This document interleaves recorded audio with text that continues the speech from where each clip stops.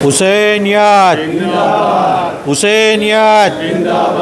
नारे तकबीर नारे तकबीर नारे हैदरी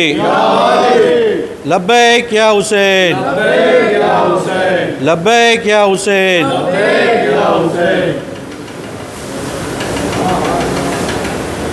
भावनगर खोजा सियाइशना श्री ताजिया कमिटी तरफथी आ इमाम हुसैन अलैहि इस्लामनी जे सभी करबलामां बनाववामां आवेल छे जे रोज़ो छे इमाम हुसैननो ए प्रकारनी शबीનું